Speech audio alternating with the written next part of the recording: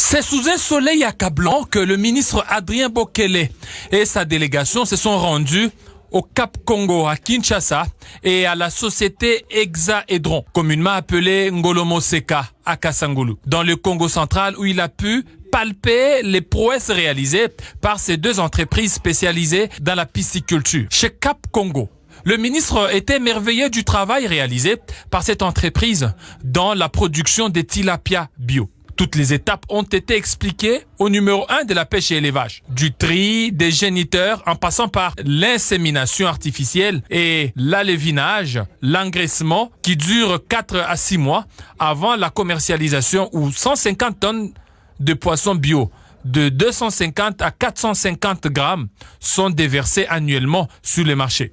On a pratiquement, j'ai montré à son excellence une approche comment on va développer la pisciculture. C'est ici en RD Congo. Donc la base de développement de la pisciculture Cap Congo, le savoir-faire. Le savoir-faire, il est ici. Cap Congo, il est capable de fournir des formations gratuites, suivies, encadrement. Les alevins sont ici en nombre et en qualité. Donc même pour l'alimentation, parce que plusieurs paysans ils viennent, ils disent non, l'aliment ça coûte cher et ça influe sur la coût de production, on peut adopter une formulation selon les matières premières existantes ici, donc on peut aller très loin. Franchement, s'il y a une volonté pour développer le secteur aquacole, ce n'est pas que le tilapia ou bien poisson-chat, il y a d'autres espèces qui sont bien maîtrisées qu'on peut élever ici. Surtout ici, on a un grand potentiel qu'on ne peut pas trouver ailleurs. La température, disponibilité d'eau et des terrains. Donc, tous les moyens sont ici pour développer ce secteur. Et ce n'est pas fini. Ce geste a été salué par les habitants de ce coin.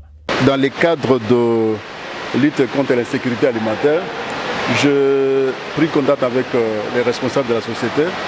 Nous avons constaté qu'ils produisent, mais ils n'ont pas soutenu par le gouvernement congolais.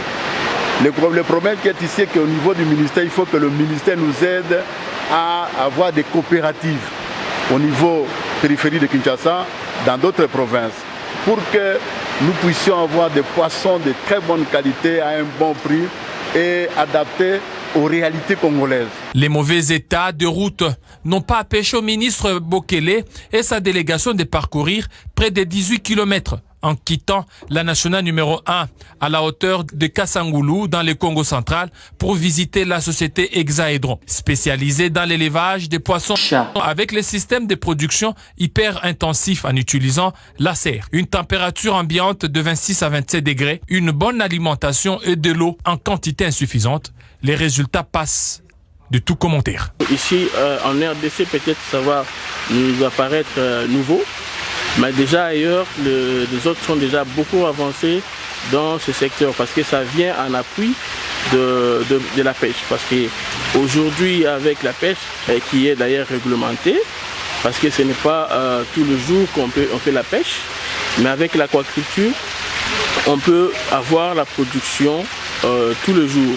Et cette production, je vous le dis, c'est une production qui n'est pas artificielle parce que le cycle connu par les ingénieurs, par les techniciens de poissons est de 6 à 8 mois. Et nous, nos poissons atteignent ce cycle normal de croissance et pour arriver à l'assiette de ménage.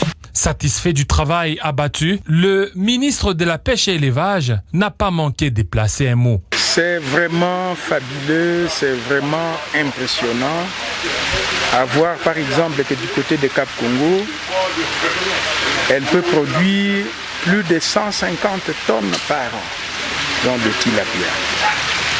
Au niveau de la société Ngolomoseka, elle peut produire jusqu'à plus de 300 tonnes de poissons par an.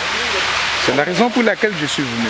Je lance quand même une idée parce qu'après avoir discuté avec eux, je me dis pourquoi avec l'aide du gouvernement congolais, parce que nous cherchons aujourd'hui à faire manger cette population, pourquoi avec leur aide, leur technicité, nous ne pouvons pas nous unir, l'État et eux, pour dupliquer ce système par exemple au niveau de chaque ancienne province.